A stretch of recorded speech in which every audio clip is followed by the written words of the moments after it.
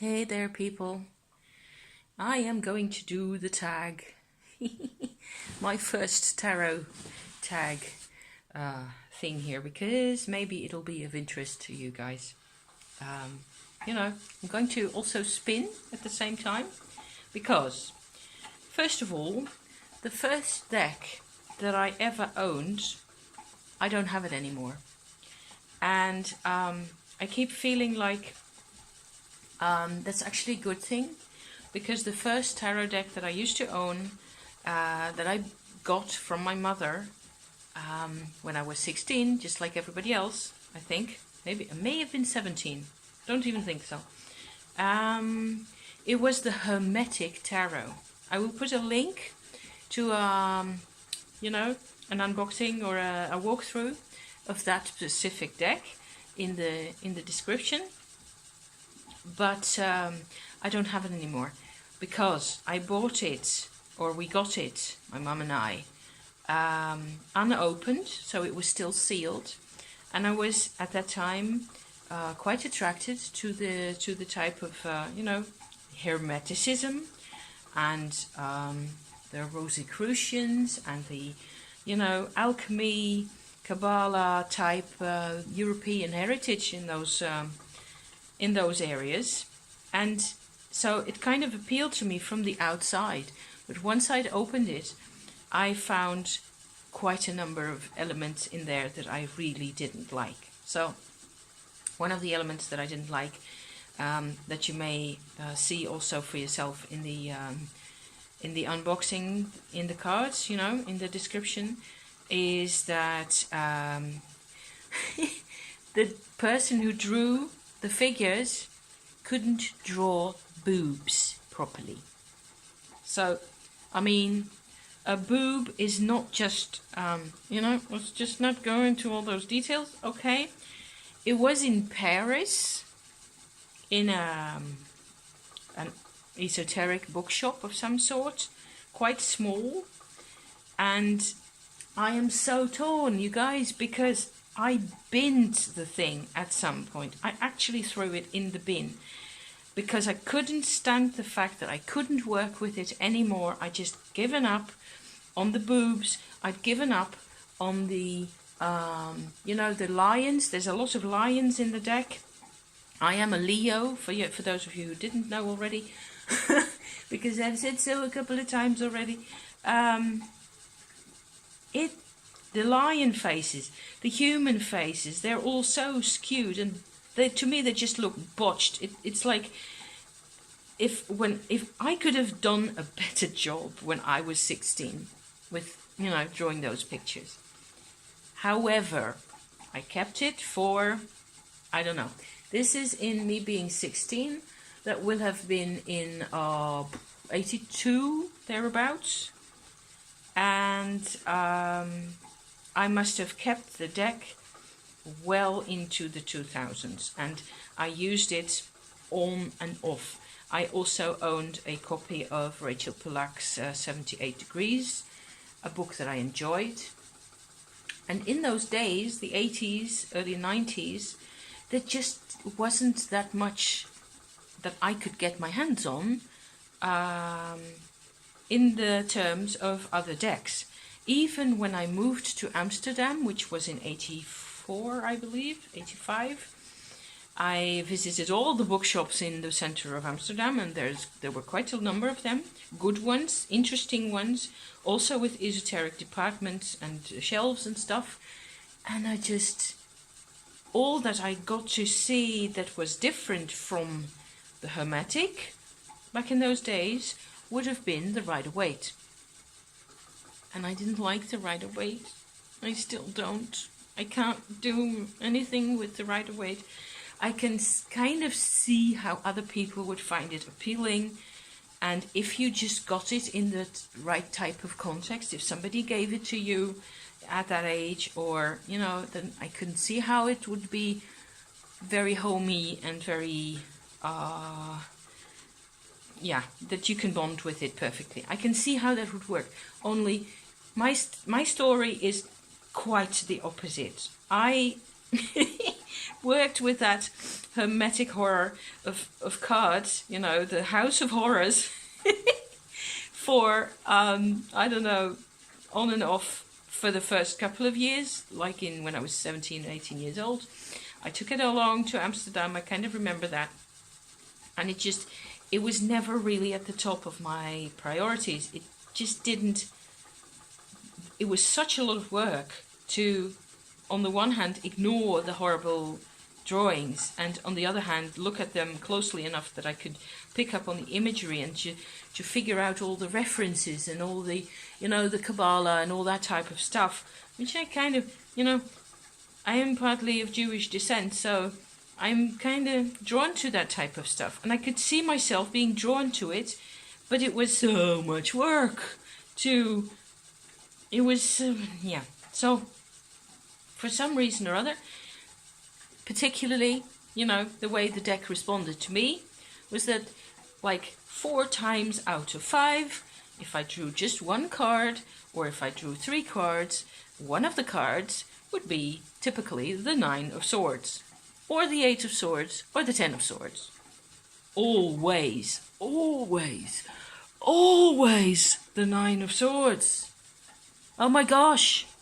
So after a while, I felt like, I'm not getting the idea. Looking back at those things, back at those times, back at those spreads, back at those cards from now, I can kind of see that, you know, it was true in a way. And I was scared out of my wits, and what else could the deck give me than the truth? So, that's kind of frightening and very uncomfortable, and still, you know, it is my life. I know how to how to move past the 9 of Swords things most of the time, but it'll always be hard because it's 9 of Swords is supposed to be difficult, right? It's the point where you just don't know what to do anymore. So all that, and at some point I just decided I am going to throw this away. I'm just not even, and it didn't occur to me because I was sifting and decluttering. I don't know, this must have been in 2007, 8, 9, 10, around those times. There was a lot of things changing in my life. We had bought a house that we couldn't afford. My husband was most of the time completely miserable because he had responsibilities that he couldn't deal with, and a lot of the people that he worked with weren't to be trusted in one way or another, and the people I worked with you could trust, but they were, you know, difficult to communicate with, and all of that has led to a lot of decluttering, because each time I try to get our life back, or, you know, back on track, get things organized again, I would start by decluttering, and I'd start by getting rid of stuff and getting... So in one of those phases, the Hermetic Tarot went and never came back. And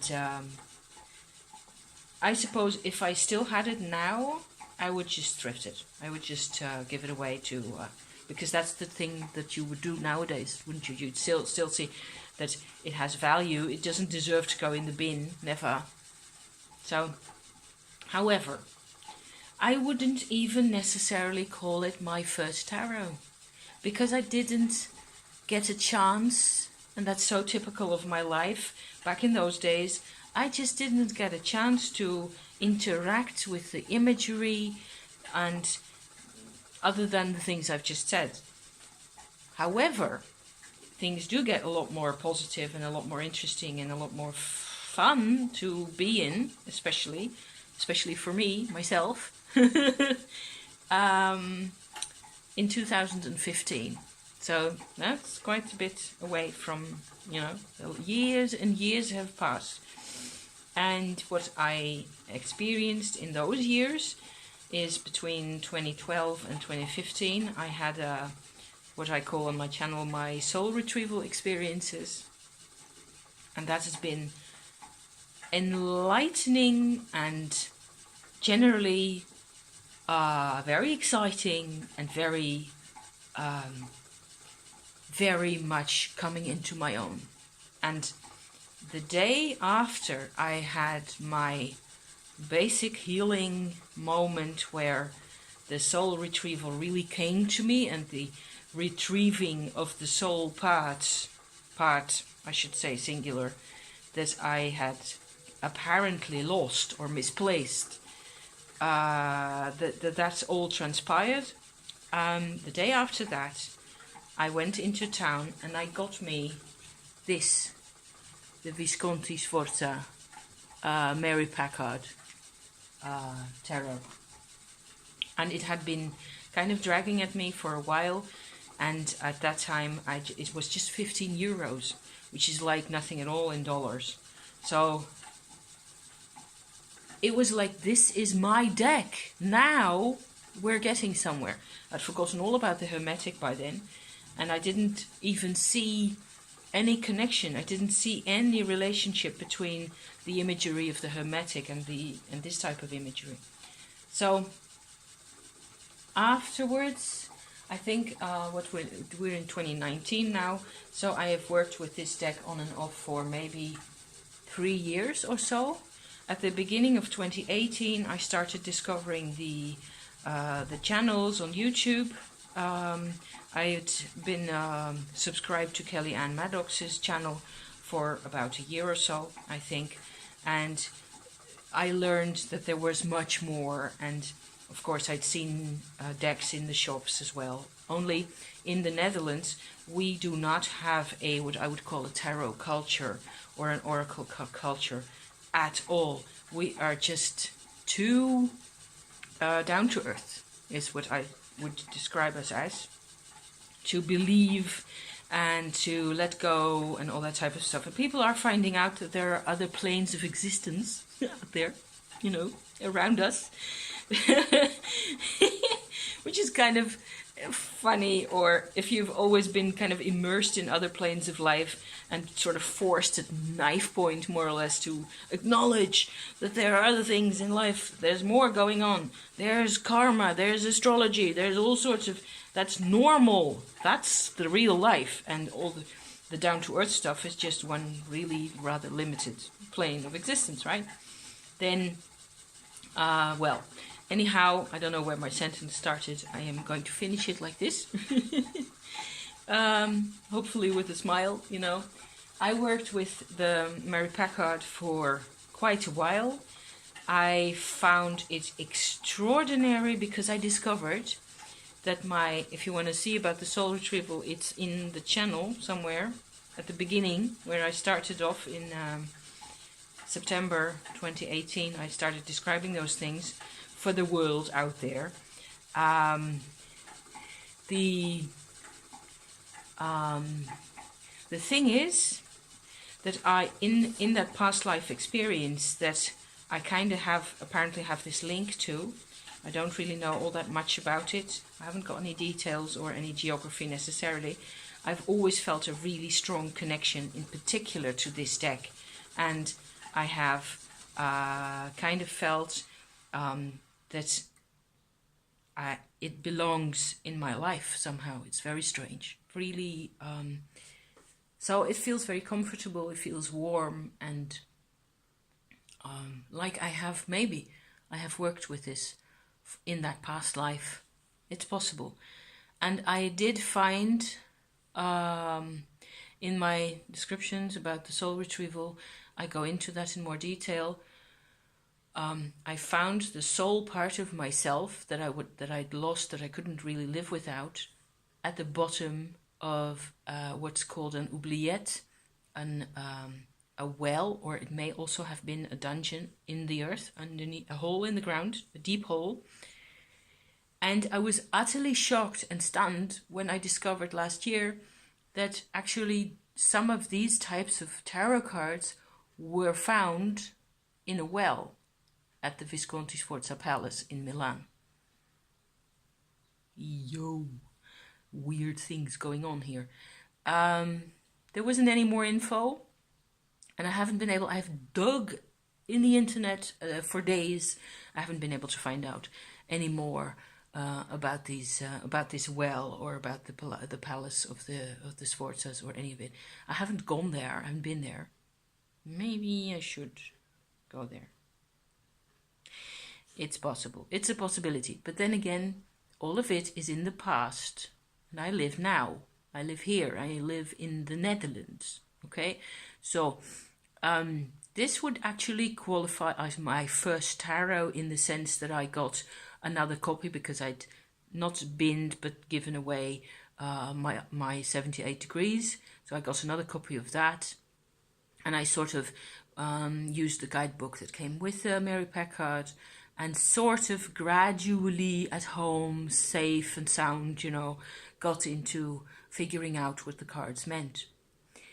And from then on, I got the Mary L, which lives in this for now, up until the moment where my Peggy bag gets here. Let's just pull a card, just one. That's the Mary L. So I shifted extremes, you know, from the Mary Packard to the Mary L. And then the sky was the limit, really. And I just eat, sleep and breathe Mary L, really, basically. And I've done a lot of other tarot work with printing out photographs of decks and, you know, laminating them. And I got the steampunk tarot and I got the Halloween tarot. Love them all. But it's more like huge joy, enjoying the images, feelings of, you know, I'm familiar now. Now I can speak the language. I didn't used to. Back in the day, it was hermetic all the way down. So that was kind of funny. And it was Paris. And it was a Paris little esoteric bookshop. And I was there with my mum. And it's all gone. So nostalgia. Yeah, nostalgia. Hey guys, thank you for watching this. And I'll post this now. And then we will move on to other things again. Thank you. Bye bye.